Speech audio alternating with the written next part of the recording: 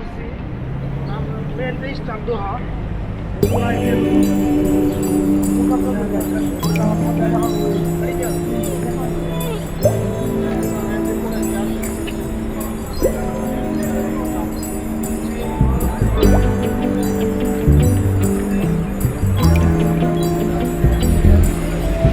Namaste everyone. Hello, good evening. Welcome back to STV ship talks and blogs में आपका once again बहुत बहुत स्वागत है। जो लोग मुझे पहली बार देख रहे हैं मैं उन सभी को बता दूं, मेरा नाम शिव है और मैं एक किडनी ट्रांसप्लांट रिसिपिएंट हूं और पिछले 10 सालों से मैं एक ट्रांसप्लांटेड किडनी पर अपना जीवन यापन कर रहा हूं। और आज का वीडियो आप सभी लोगों के लिए बेहद खास है क्योंकि ये एक इंफॉर्मेटिव वीडियो है, क्योंकि लोगों को ज्ञान ही नहीं है कि किडनी खराब होने के रीजंस क्या हैं, what are the causes for the kidney failure and अगर ये ख़राब हो जाए तो हमें घबराना नहीं है क्योंकि we have options available to survive in this world.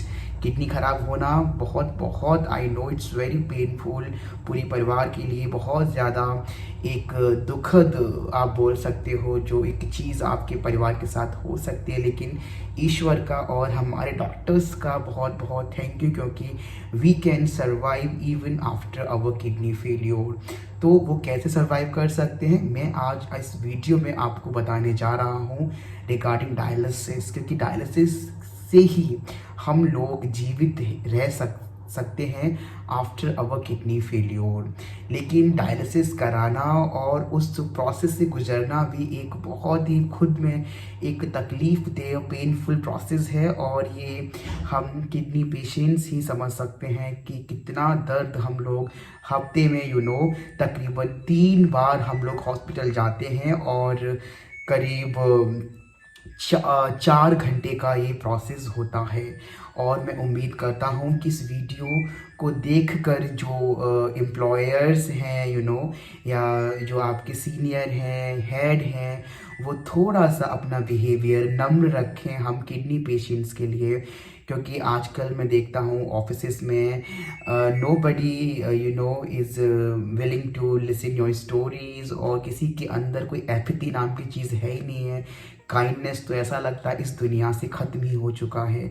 लेकिन इस वीडियो के माध्यम से मैं आग्रह करता हूँ कि जितने भी एम्प्लॉयर्स हैं और आपके यहाँ पे कोई एम्प्लॉय अगर इस गंभीर बीमारी से पीड़ित है तो कृपया एक सॉफ्ट कॉर्नर अपने दिल के अंदर ऐसे लोगों के लिए रखें और इस संसार को एक बेहतर प्लेस बनाएं, क्योंकि हम लोग आफ्टर ऑल हम लोग एक ह्यूमन बीइंग हैं, एक इंसान हैं एंड हमारा जो एक मानवीय जो बोल सकते हैं जो व्यवहार है वो होना चाहिए और हमें एक दूसरे के प्रति आदर भाव और प्रेम और एक करुणा दया का एक छोटा सा कॉर्नर अपने अंदर रखें दिल के अंदर, क्योंकि किडनी पेशेंट ऑलरेडी इतना सफ़र करते हैं लाइफ में, इतना ऑलरेडी घर पे भी उनका इतना अच्छा कोई कंडीशन नहीं रहता है और अस्पताल में भी 4-4 घंटे जब वो डायलिसिस कराते हैं, नीडल्स को पियर्स किया जाता है आपकी बॉडी में, बहुत बहुत पेनफुल होता है।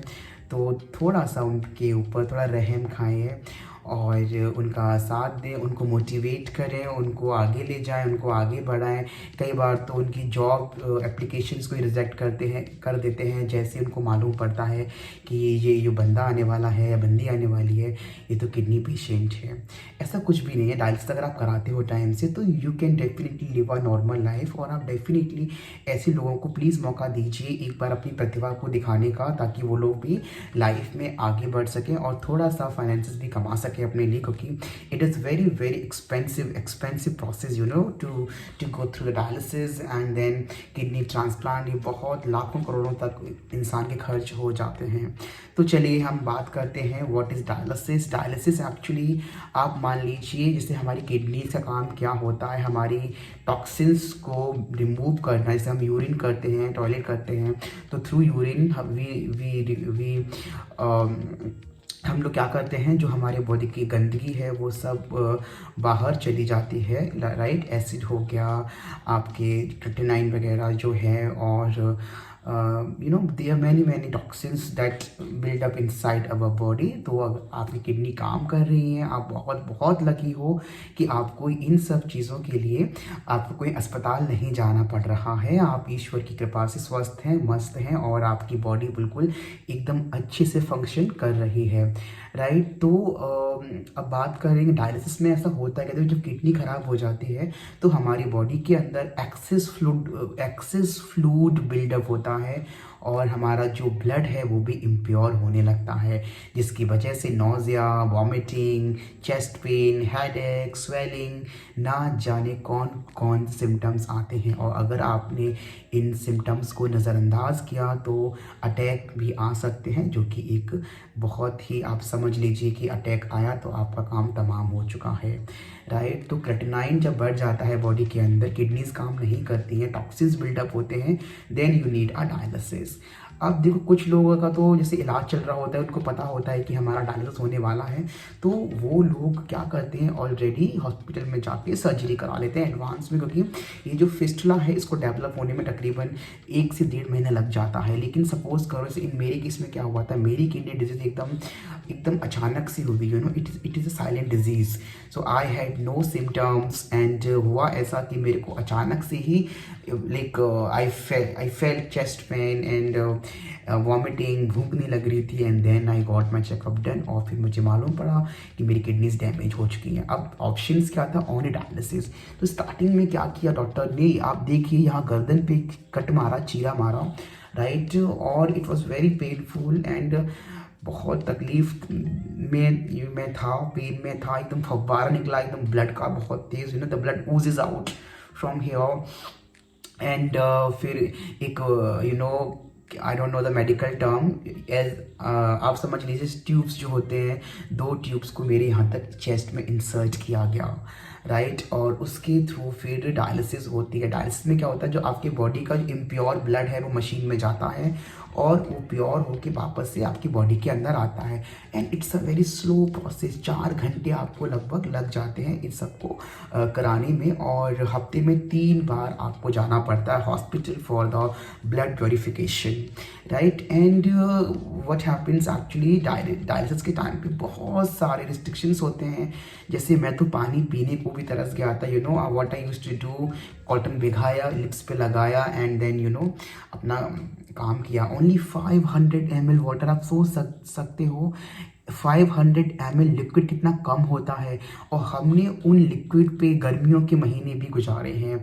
और सोच लीजिए अगर कोई ऐसा इंसान है जिसके घर में एसी भी नहीं है, गाड़ी भी नहीं है, अगर वो बाय पब्लिक ट्रांसपोर्ट ट्रैवल कर रहा है, एंड ऐसा तो नहीं किडनी डिजीज़ सिर्फ अमीर लोगों को होती है, मैं एक मध्यम वर्गीय हूँ, तो और जो गरीब लोग भी होते हैं तो उनके यहाँ सुख सुविधाएं भी नहीं होती हैं इतनी, ना तो कोई अच्छा हॉस्पिटल होता है, ना घर में गाड़ी है, पब्लिक ट्रांसपोर्ट में गर्मी वो लोग ट्रैवल करते हैं, पानी पीना अलाउड नहीं। आप सोच लीजिए उस बंदे की हालत क्या होती होगी, बैठे बैठे घुटने सूज जाते हैं, आप लेट जाए सारा पानी आपका चेस्ट में आ जाएगा, आपको सांस नहीं आएगा, आपका मुंह सूज जाएगा। So there are many symptoms and many side effects. हम लोग को बहुत तकलीफ से गुजरना पड़ता है, एंड देन जब फिस्टुला डेवलप हो जाता है हैंड में, तो फिर यहाँ पे इतनी मोटी मोटी नीडल्स लगाई जाती हैं हाथ में, और 4 घंटे आपको हाथ ऐसे ही रखना है, इसको मूव नहीं कर सकते हैं, और कई बार तो ब्लड क्लॉट हो जाता है बॉडी के अंदर, एकदम ब्लड के हिंदी में क्या बोलते हैं, जम जाना। सो यहाँ इतना दर्द होता है, सूज जाता है हाथ। 4 घंटे आप सोचिए कोई मशीन से, we are hooked up to dialysis machine, और ये नहीं एक बार करा लिया और आप फ्री हो चुके हो। एक बार यदि इंसान डायलिसिस पे आ जाए ना, तो उसका वहाँ से वापस निकलना तो आई थिंक इम्पॉसिबल ही है। हाँ, only option that is available is the kidney transplant.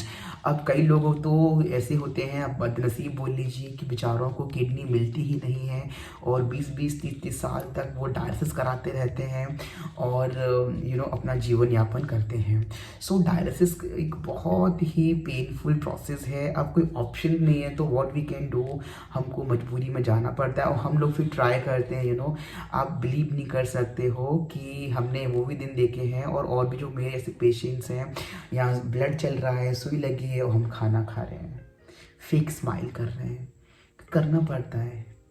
4 घंटे तक ऐसे हंस रहे हैं, क्योंकि हम भी नहीं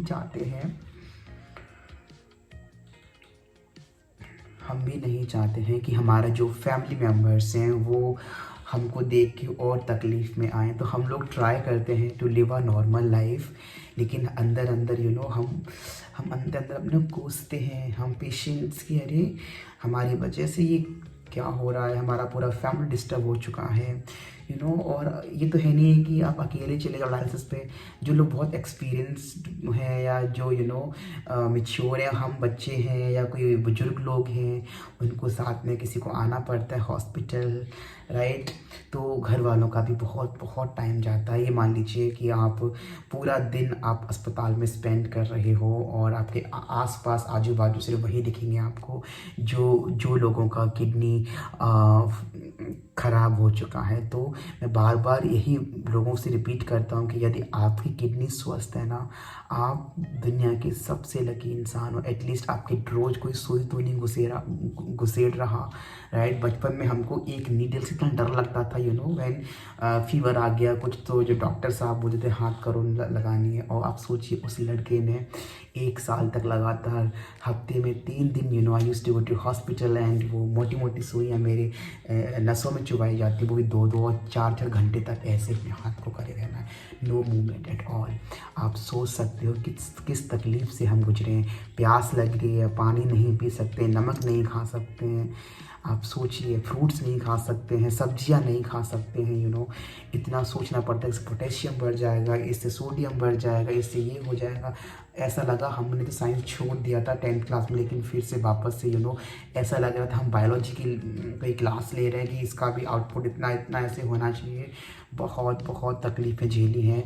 मैं उम्मीद करता हूँ कि जो भी मैंने कुछ बताया आपको, उस सच को जानकर आप थोड़ा सा अपने दिल में एक सॉफ्ट कॉर्नर लेके आएंगे उन किडनी पेशेंट्स के लिए। और किडनी पेशेंट्स ही क्यों, जितने भी लोग हैं जो किसी भी गंभीर बीमारी से पीड़ित हैं, आप थोड़ी सी करुणा उनके लिए रखिए, उनको नौकरी दीजिए, उनसे प्यार से बात करिए, उनसे सुख दुख की थोड़ी बात कर लीजिए, उनसे इतना पूछ लीजिए hello how is your health, how are you. Trust me, इतना सुनते ही उन पर जो पॉजिटिव वाइब्स मिलेंगी ना उन लोगों को, और साथ में मिलेंगी आपको बहुत सारी दुआएं। तो मैं उम्मीद करता हूँ, आशा करता हूँ कि आप आज कुछ सीखें इस वीडियो से, राइट। और जो मैंने आपसे बातें कही हैं, आप थोड़ा उन पर विचार करिए और उनका पालन करिए और इस वर्ल्ड को एक बेहतर प्लेस बनाइए हम सभी के लिए। आफ्टर ऑल हम लोग इंसान हैं, right. So that's all for today. Thank you so much for watching Shiv talks and blogs. Keep supporting, keep loving and keep watching. Please comment, like करें and subscribe करें. Thank you.